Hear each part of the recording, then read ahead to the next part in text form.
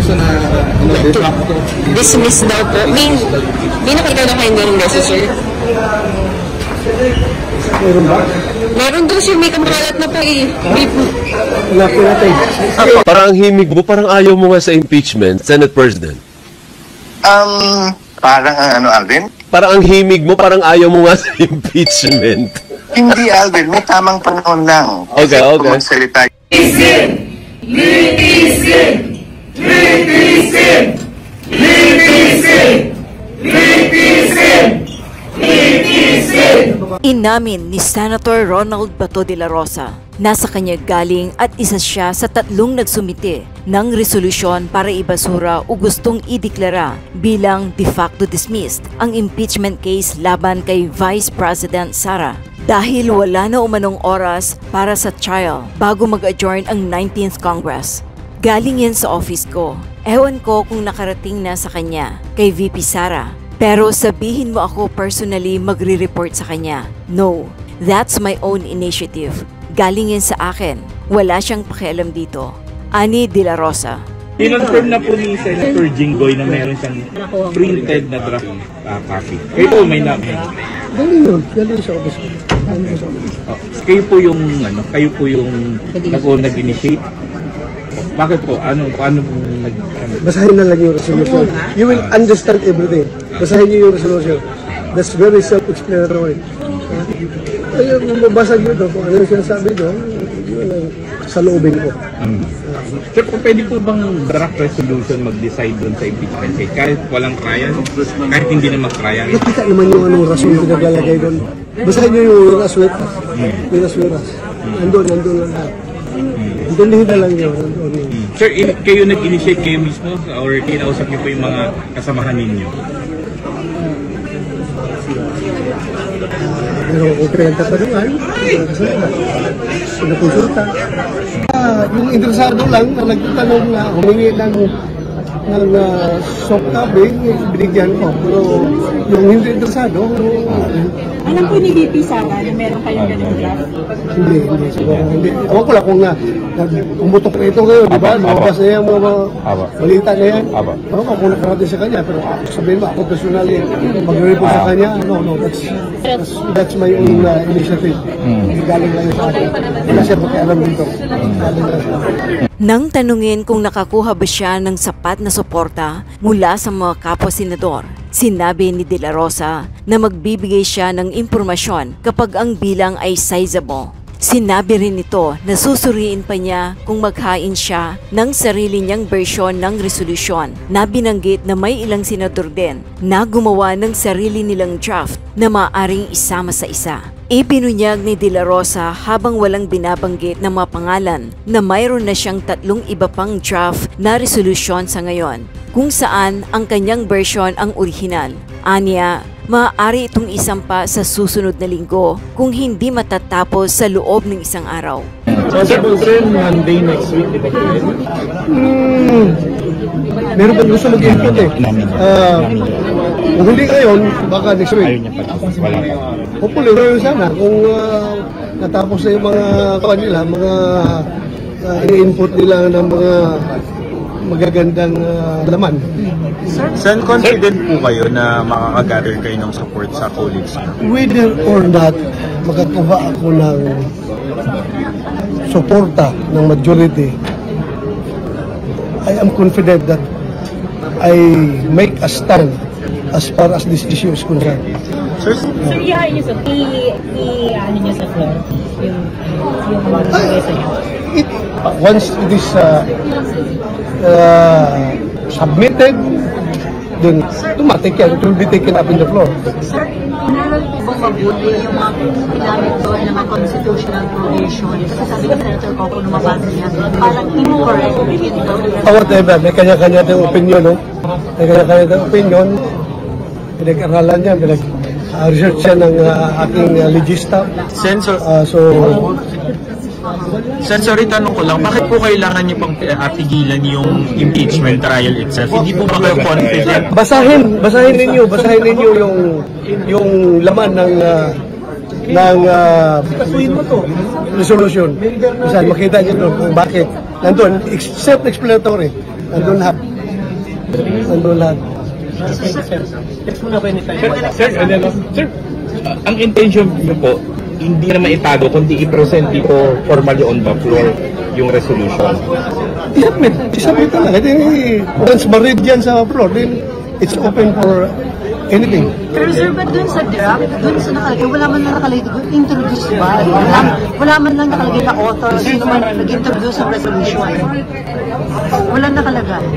Lalabas din yan kung sino mag-introduce dahil pag final draft na. Kasi draft pa nga yun eh. Pero kayo magiging main author nun, sir? Correct.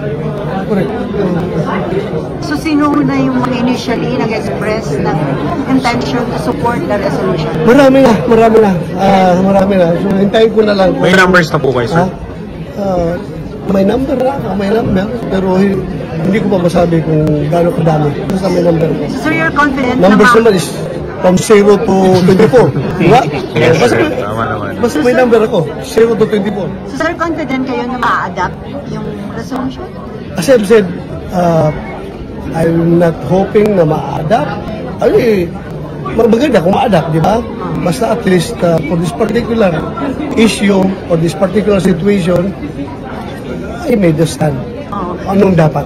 That is in support to, of course, Senator Tolentino's manifestation on the floor the other day, kahapon? The other day? Monday.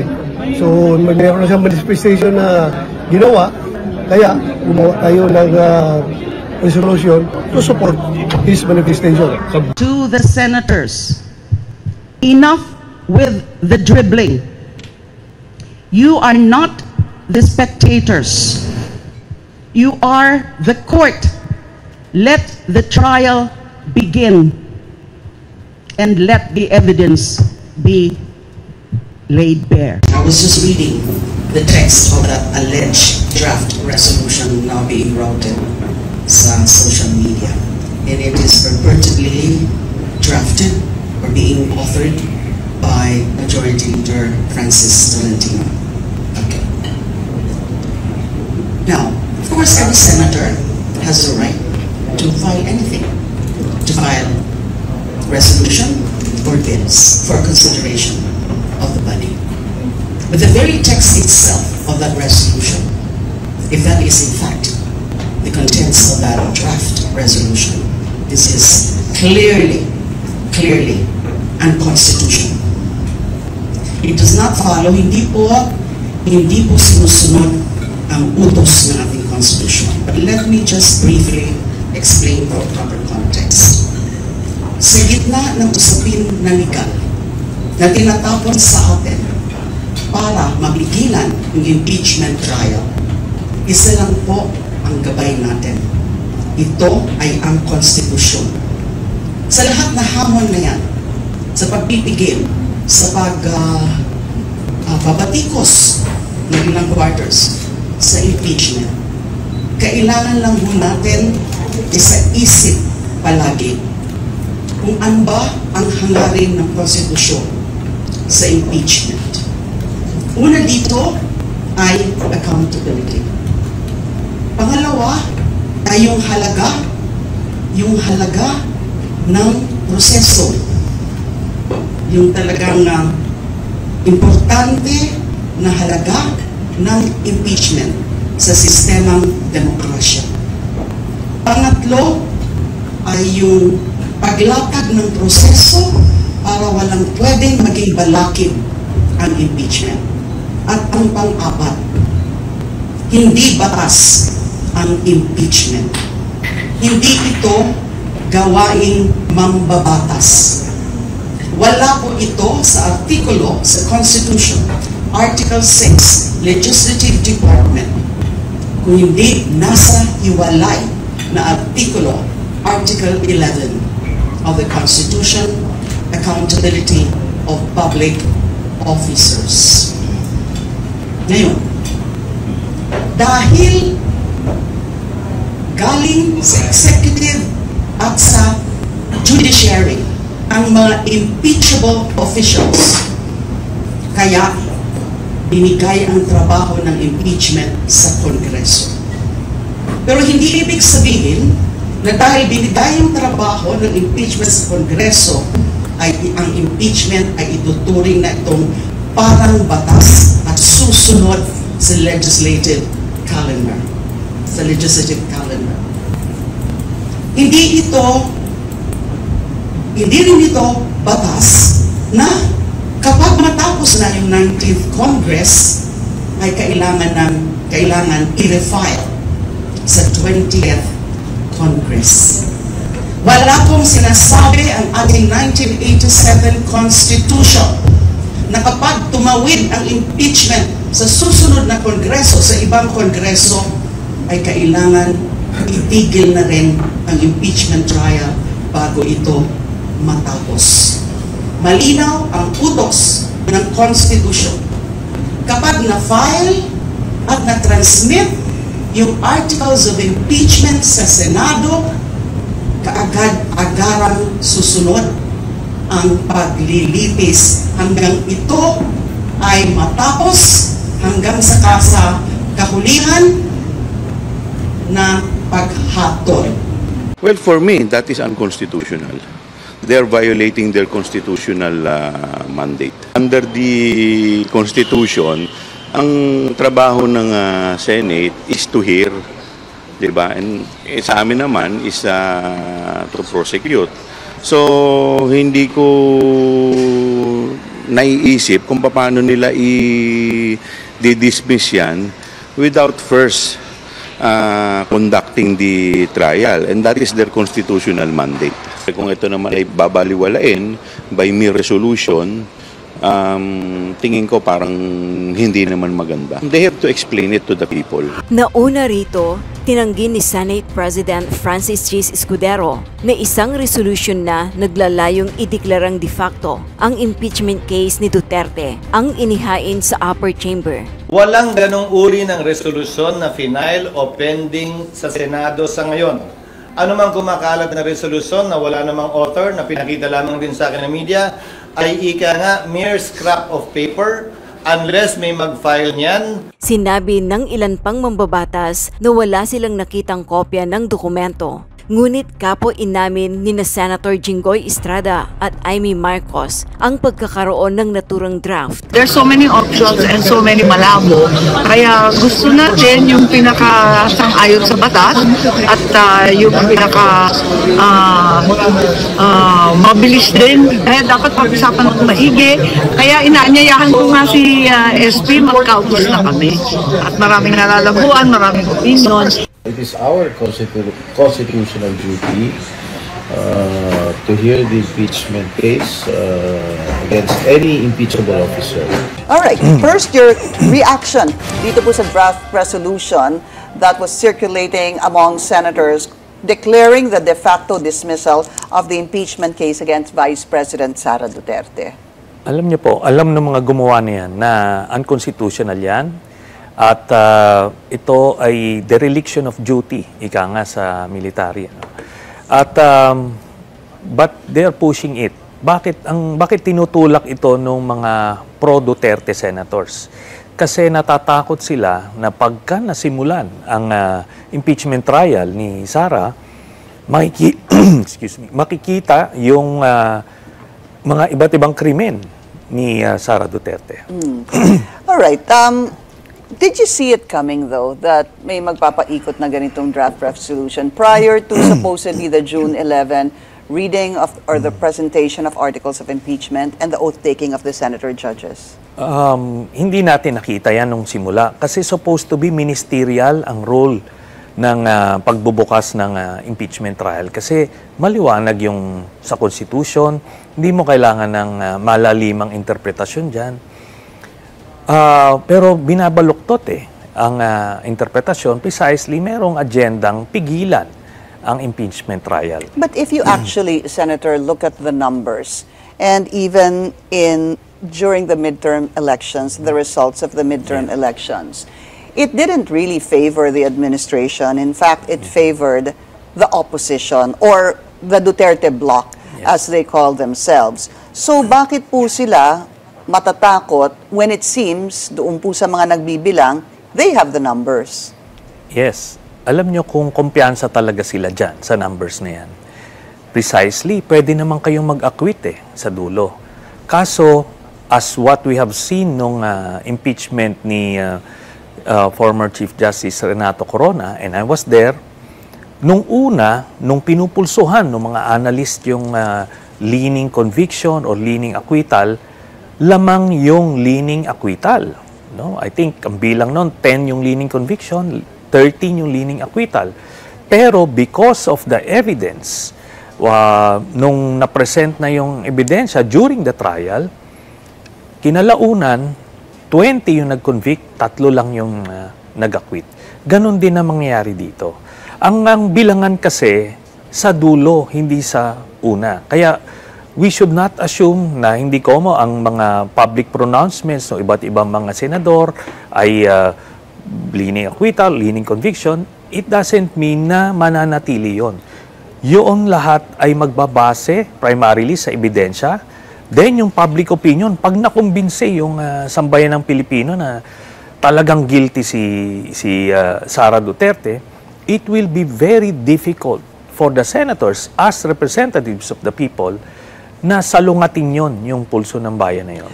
Do you think that in the course of the trial, that again, if we look at the numbers, it favors the Vice President because you need 2/3 to convict? Ano po? Do you think that as the trial, if the trial will actually proceed, that there will be a change of mind among those who believe the Vice President should be acquitted?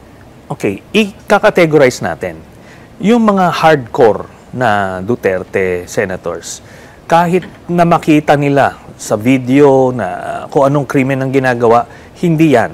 No? Nakita natin yung viral video ni Pulong Duterte na nag-a-attempt sumaksak ng isang tao. It didn't affect the hardcore followers ni Pulong.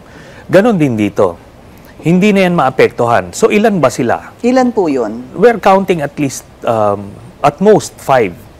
Yung hardcore na Duterte na kahit the evidence is staring them in the face, hindi sila Who are they, Senator? Well, I think kilala naman yan yung mga tao na yan. But if you want to enumerate, andyan na si Aimee, si Bongo, Bato, Robin, tsaka si Marcoleta. Yan so, po yung sinasabi niyong 5. Ayan, yan yung solid. Then, pag titignan nyo, merong 10 na pwedeng kumbaga, leaning conviction or alam nila based on the information na nakita na beforehand, leaning conviction, ano? 10 so, yan. Oo. Then you have 9 na tinatawag nating sabihin na nating undecided or transactional votes na tinatawag natin. Transactional votes, no? So, itong mga ito ay kumbaga, they can go either way. Yes. So, just doing that, doing the math there, pwedeng umabot ng 19 yung conviction. If all the undecided actually go with conviction. So, theoretically, you can get 19. So, ang nakikita nyo pong certainty dito, 10 versus 5. 10 for conviction, 5 for acquittal. Yung pong sigurado. Leaning. Yung mga leaning, no? At ito yan. Kasi, hindi pwede kasing isusuko mo na kaagad, di pa nagsisimula, pinupulsuhan mo pa lang based dun sa public pronouncement, suko ka na. Hindi ganun. That's not how it works. And again, I've seen that. Talagang kahit sa mga botohan nun, lamang na lamang yung mga pro-acquittal kay Chief Justice Corona. Pero nung lumabas yung mga bank accounts, tapos nung nag-meltdown si Chief Justice Corona doon sa witness stand, nagbago isip ng karamihan. So in the end, 20 nga kami nun, no, who convicted. Ngayon, ganun din. Ako, I'm confident. Pag nagsimula yung trial, lalabas yung mga bank accounts ni Sara Duterte na joint accounts with Digong Duterte na billions yung transactions in and out na pera. And ang critical dito, yung every 6 months, merong dividendo silang nakukuha galing sa isang drug lord. Ako, sinasabi ko na yan, and dito, I'm so confident, nandiyan na lalabas yan. And ako, no, I've been saying this the past, 9 years? Ngayon, sinasabi nila... Since 2016 ata. So, that's 9 years. Right, so, 9 years. Sinasabi nila, gawa-gawa ko yan, then ito yan. Kung ginawa ko lang yan, imagine, talagang wala na ako. Wala na akong credibility forever, no? Pero I am so confident that it's there. Ngayon, sila yung natatakot kasi alam nila na totoo yung sinasabi ko. Why would you say that, for example, sir, totoo pong natatakot sila when you have the Vice President saying that she wants the trial to proceed and she wants a bloodbath? Ano yan lip service yan nag-ano sila no? Kumbaga, they're saying one thing, but they're doing another. Kanino bang batayan sila bato na nag-circulate ng resolution? Di ba sa kanya yan? Pwede niya sabihan, oh, Mr. Bato, tigilan mo na nga yan. Baka sabihin, natatakot ako sa impeachment. Pero hindi. Si Sara, yung front lang niya yan na parang confident siya. But I can imagine her shaking. Hindi nakakatulog yan. Kasi alam niyang, pag lumabas yun, again, every 6 months, nag-encash siya ng cheque. Cheque to, manager's check. When she was mayor. Tapos every 6 months, pati yung mga kapatid niya, si Digong, si Hanilet, lahat sila tumatanggap ng dividendo from a drug lord. Pag nakita yan ng taong bayan, nako, pati yung mga supporter nila sa Mindanao, sa military, sa police, they will realize now na tama pala kami all this time. Senator, if it's true, what you're saying, bakit ho ganun kalakas ang loob ng ama, ng Vice President o yung kanyang kapatid na sinasabi niyo mag-withdraw every 6 months? Sorry? Bakit ho ang lakas ng loob na nila na gawin ito? Dahil kung totoo. Yes, dahil meron silang impunity.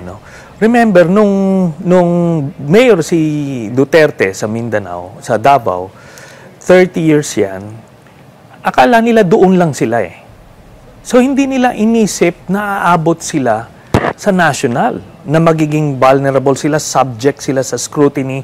In fact, si Digong hindi niya naisip na merong ICC Di ba? So, kaya nung ginagawa niya yung mga criminal activities niya, akala niya wala na accountability. So, ganun sila pinalaki. Kaya nga sabi, pag nakita mo, hindi naman ito parang ignorance na bakit ka mag-i-encash ng cheque, Pero ganun na nangyari. For at least 4 na payments, then saka sila nag-ship sa cash. So, after nung 2-year period, they realize may paper trail yun. And what is that 2-year period? What are those years? 2011 to 2013. Balikan. So, incumbent mayor siya niyan, Incumbent mayor, hindi niya dinideclare sa SALN, tapos, ang tanong, bakit ka tumatanggap sa isang drug lord? Diba? So basically, you're saying that in these 2 years, ito po yung nagkaroon ng withdrawal every 6 months, tama po ba? Or deposit every 6 months? Deposit every 6 months.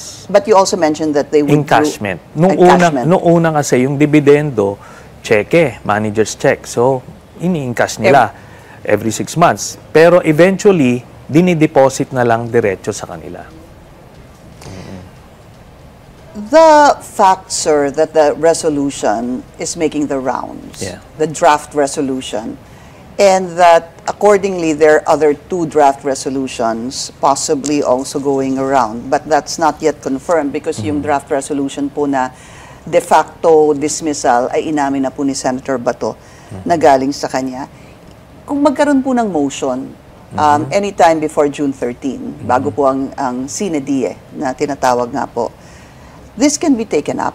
Kayo po is dating senador. This can be voted upon.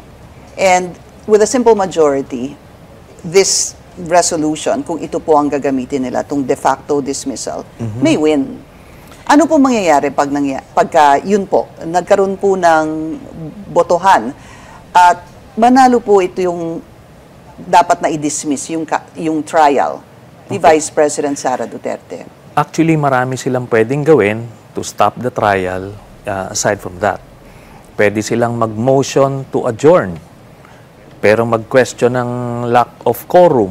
So, tatapusin lang. The same way na pinatay nila noong February. Kasi noong February, they could have done this, pero hindi nila ginawa dahil may nag-motion for adjournment. I-flashback ko lang, nung corona impeachment, na-transmit ng House, or for that matter, ng House, nag-decide sila, 1/3, December 12, December 13, tinansmit sa Senate, ni-receive sa Senate. The day after, December 14, nag-oath kami as impeachment court. It only took us less than 30 minutes for the whole exercise. Then, nag-issue na ng summons. January kami nag-commence ng trial. Ganun lang. It's supposed to be that way. Ministerial lang ito. Kaso nagkaroon ng mga intellectual gymnastics, kung anong interpretation ng forthwith. So, maabot tayo rito. Ngayon, apparently, there is a determined effort to kill the impeachment, whether through resolution or through adjournment, kung ano man motion. Kaya ngayon yung kailangan natin bantayan. We need to be vigilant. We need to be, kumbaga talagang sounding the alarm na pagka ginawa nila to, this is betrayal of the Constitution. But Senator, kayo po ay naniniwala, and would you say you submit na tama po yung sinasabi ni SP Cheese na kapag meron pong resolution that is filed and then it is voted upon and then that resolution wins, for example, this one, ay pwede po talagang madismiss yung trial, hindi po magka-trial dahil nga plenary is supreme. No. Plenary is supreme pagka walang constitutional mandate. Hindi pwedeng, kumbaga, pagka diniktahan ka ng Constitution, kasi defined yung mga limits ng powers ng Senate sa Constitution, nakalagay doon. Pagka merong mandato sa'yo, let's say yung SONA, kailangan yung umattend lahat. Sinasabi niya, may motion daw ng, motion to adjourn to attend the SONA. Yes, plenary yun, pero ministerial yun kasi wala naman kayong power to say, I object, ayaw namin umattend, let's just sit here. Wala kayong ganong power. Yung power nyo to decide is just ministerial to comply with the constitutional mandate para pumunta kayo ng SONA to attend. Hindi pwede mag-session kayo while the SONA is going on. Yun. Ngayon, yung impeachment, ganun yan. Trabaho ito. Hindi mo pwedeng sabihin, let's vote on it, wag na tayo mag-impeachment trial. Ibig sabihin, yung plenary powers ng Senate is above what is dictated on by the Constitution. It appears that way because that's what the Senate President is saying. And in fact, if anybody wants to question this, he says, you are free to do this before the Supreme Court. Yes, yan nga yung sinasabi niya. That's his opinion. Pero before this, kahit tanungin nyo yung mga Senate Presidents before him, 9 out of 10, siya being the deviant one, magsasabi na, we don't have any choice. The Constitution says tayo magkakandak. Hindi mo pwedeng i-dismiss yung kaso antimano na without hearing the trial. Wala nakalagay sa Constitution. Ang nakalagay sa Constitution nun, mag-trial ka, i-acquit nyo kung idol mo si Sara Duterte, di-acquit mo despite the evidence. Pero not like this. And he knows that. Alam nyo, kakilala ko yan I've worked with him, magka-bloke kami sa minority. Alam niyo yan, matalino yan siya. Magaling yan si Senator Cheese. And alam niya, deep in his heart, alam niya na mali itong ginagawa niya. Pero, siyempre, siguro... So why is he doing this? Nagdo-double down na siya, nagdi-dig in. Pero ako, if I were to advise him, step back, mag-recalibrate ka. Kumbaga, probably nung kinonkok niya itong plano na ito, ay iniisip niya na walang magpo-pushback. Pero grabe yung pushback ngayon. Ngayon, he can choose to ram it through at the expense of his own personal or political reputation, or he can step back and recalibrate na tipong, mukhang nagkamali ako, tignan natin, then let's do it the right way. When you say nagkakaroon ng pushback, saan po yung pushback? Sino yung nagpo-pushback? Kailan yung pushback, sir? Nakita nyo naman, di ba? The outrage is authentic. Hindi ito manufactured, hindi ito PR operations. Ramdam mo. Ramdam niya yon, di ba? Ngayon, he can throw the dice on this. He can, kumbaga, gamble his political future over this. But is it worth it? I don't think so. Dinidepensa mo si Sara Duterte. Sara Duterte doesn't care about him. Di ba? Why is he doing him a favor? Doing her a favor? Ngayon, ito. Na-imagine, sabi ko nga, deep inside, I think si Cheese, in a perfect world or ibang circumstances, he relished the idea of presiding over the impeachment court. Papakita niya dyan yung kanyang legal prowess. That would be his time to shine. And ako, nakita ko siya, pag nakita niya ebidensya, I believe Cheese Escudero would convict Sara Duterte. But, merong, some agenda got in the way at andito tayo ngayon. And the agenda is? I think talagang naiipit siya rito. Kasi very tenuous yung hold niya sa Senate presidency. And, he believes kailangan niya ito to be a viable candidate for president in 2028. So, sinusugal niya na ito lahat.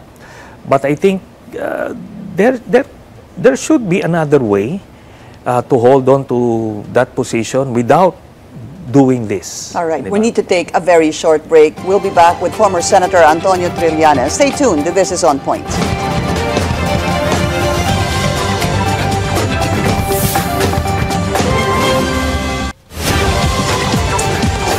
You're watching On Point, still with us, former Senator Antonio Trillanes. I want to find out from you, being a former senator, how you foresee what could happen in the last days of Congress, the 19th Congress. Kasi po, hindi ho ba ang session is just Monday, Tuesday, and Wednesday? Yeah. Pero sinasabi June 13, mag-a-adjourn sine die. Yes. So, ano ho yung mga nakikita niyong scenario next week? Well, meron pa bang posibleng mangyari bukas? Kasi ang presentation of the articles of impeachment is on June 11. That is Wednesday. What are the scenarios you're seeing, sir? Okay. Based on the initial schedule na lumalabas, yung valedictory speeches will be done on the 10th, no? Tuesday. So, by tradition yan, yung mga exiting senators, nag-speech sila. So, yon.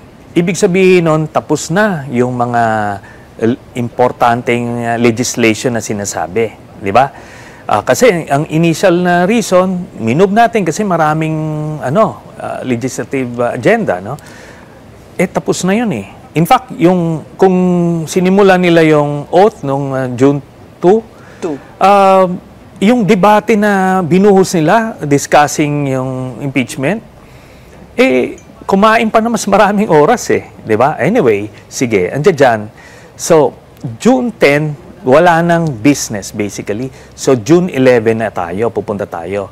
Primarily to tackle the impeachment process. So, reading of the articles, then oath-taking, tapos convening of the impeachment court. Convening impeachment court, yun na. Mag-oath take sila na oath. So, that's Wednesday. Wednesday, tapos issuance of summons. Yun yung sinasabi niya. Pero sinasabi niya na unless there would be other motions, so that is a signal na kung may mga parliamentary maneuvers, yun yung binabantayan natin. Kasi based dun sa ginawa nila last time, nag-move to adjourn. Then it was seconded, nag-adjourn. This is Feb 5? Yes, February. Okay. Nung nag-recess po sila. So, pwede nilang ginawa yun. Nagawa nila eh. I think, kaya kaya nagkakaroon ng confidence si Senate President Escudero dito kasi nung Feb 5, walang outrage eh. So, he figured, wala ito. He can get through with this plot, ano? Pero ngayon nagkaroon ng pushback na malakas. Kaya nag-aano na siya, on the fly na yung plano niya. But ang pwede nilang gawin dito is mag-move to adjourn prematurely without tackling the impeachment. Even before the presentation, you mean, of the articles of impeachment, pwede pong pwede nila. Motion to adjourn ho. Oo. Ngayon, ang pwede Sorry, nila... sir. Pag mag-motion to adjourn, do you need votes for that? What is the scenario? Yes, kasi pwede kasi nag-quorum call na tinatawag. Yung quorum call is a privileged motion. So regardless of the legislative status, uunahin yon. So ngayon, kung wala kayong quorum, therefore, for lack of quorum, mag-a-adjourn na automatically. So you're saying pwede pong mag-adjourn even before the supposed June 11 presentation of the articles of impeachment? Okay, if that happens, nag-adjourn po sila, paano na? Tapos na. So, can the articles of impeachment be read by the 20th Congress? Yes. Pero pinasa niya na ngayon yung bola dun sa 20th. In the meantime, marami na ngayon magmamotion na hindi pwedeng itawid dyan, ganon-ganon. Kaso, hindi naman pwedeng aksyonan ng Supreme Court yon kasi wala pa naman nagtatawid. So, kailangan itawid muna after ng SONA sa next Congress bago may magmamotion na bawal yan. Kasi hindi pwedeng in between eh. Kasi how do you know na itatawid? Eh, wala pa naman. So, ganun yung gagawin. But, the crime has been committed. Kumbaga, dereliction of duty has been committed already. Ganun lang ang gagawin eh. Mag-quorum call lang. So, pwede mag-debate muna, motion. So, papahabain nila, then, pauuwiin nila yung mga kasama nila, may mag-quorum call. What are your thoughts? Do you think mangyayari po on June 11? Do you think it's gonna happen? Yung pong reading of the articles of impeachment at convening of the impeachment court and oath-taking, will it happen? Depende yan kung gaano kalakas yung pushback. Pagka masyadong maingay at untenable yan, sasabihin ng ibang mga senador, sige na, gawin na natin to. Masisira kami, madadamay pa kami sa iyo, sasabihin niya kay Senate President. Madadamay pa kami dyan. Sige na, duty to. So, the rational minds or the reasonable people there will prevail. So, pwede matuloy. So, may plano sila na ganito, quorum call, basic, hindi namin kasalanan, wala na tayo. Pero, pagka grabe ang pushback, matutuloy. Yun. And if not, kung hindi po matindi ang pushback, di pwede natin doon na sa next battleground, which is the 20th Congress.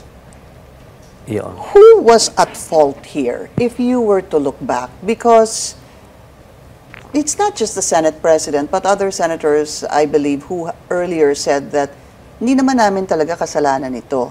The House passed the articles of impeachment on the last day of session, which was February 5. Meron po silang December, 3 impeachment complaints po yung na-file nung December 2, December 4, December 19, at sinasabi nga daw na inupuan sa opisina ng Secretary General. And then, Feb 5 comes, allegedly, because they have the numbers, and then they forwarded it to the Senate on the last day.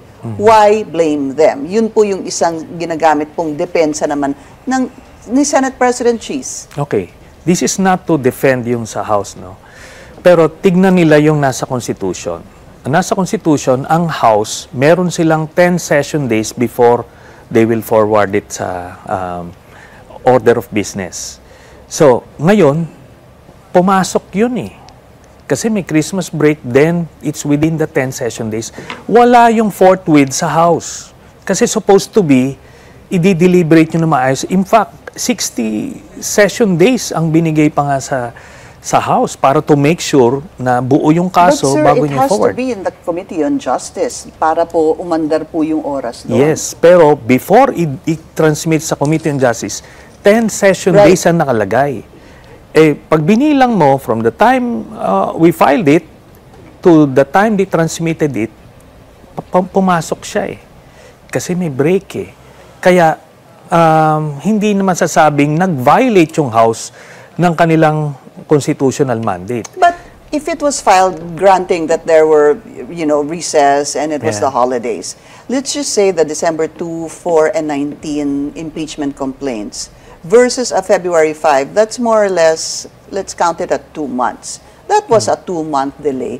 Granted, meron pong mga recess, may mga holiday. Yes. Any period during the time, sir, they could have also transmitted that or forwarded to the Speaker, nilagay po sa order of business at inumpisahan po sa House Justice Committee. But they did not do that. Yun na nga nakalagay kasi sa Constitution. You have 10 session days bago mo ma-refer sa Committee on Justice.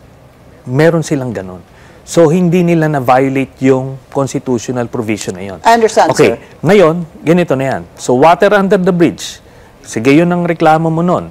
What's your reason now? Bakit hindi mo ngayon sinimulan na first session day, June 2? You're saying basically kung yun ang gagamitin na argument before, bakit nyo ginagawa ngayon? Hindi mo ngayon ginagawa? Yan. Tapos yung sinasabing wala ng oras, teka muna, simulan mo muna bago mo masabing walang oras. Kasi pag hindi mo sinimulan, hindi mo malalaman, di ba? Eh malay mo, pag convene mo niyan, si Sara mag-resign na. Eh di, tapos na. So, hindi mo ngayon masasabi, anong sinasabi nito ni Senator Tolentino na, wala na raw talagang chance. Hindi mo pa nga sinisimulan eh. Di ba? Doon mo makikita, cap out, kumaga talagang may mga agendang nangingibabaw kasi. But it is a political exercise. You've been there, sir. Yes. Kahit po sinasabi na the senator judges should show impartiality, it is really a political exercise. Doon sa decision. Pero yung mandato sa'yo mag-conduct ng trial, wala. Wala kang discretion doon. Wala kang choice doon. Wala kang choice doon. Gawin mo yung nakasaad sa Constitution. So, kahit na anong balik-balik ta rin niya yung kung anumang word salads na tinatapon nila sa publiko, at the end of the day, gawin mo yung trabaho mo. Hindi ho kaya maybe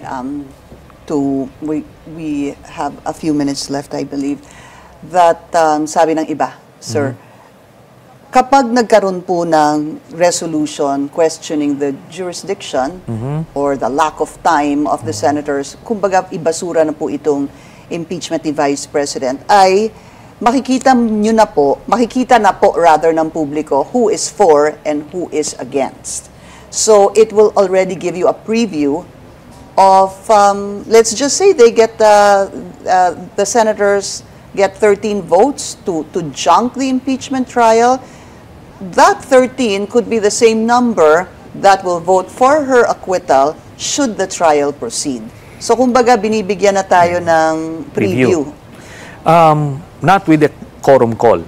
Pag nag-quorum call, wala eh. Whether for conviction ka o hindi mo makikita yon. So yun. Yun yung mabigat doon. Pero sinasabi ko nga rito, ang bilangan sa dulo, huwag nyo i-assume. Kasi pag sabi ko nga, pag lumabas yung mga ebidensya during the trial, I tell you, makukumbinsi ka. It would take a hardened partisan na not to convict. I'm confident about that. Mag-subscribe at i-click ang notification bell para sa mga susunod na video updates. Maraming salamat po.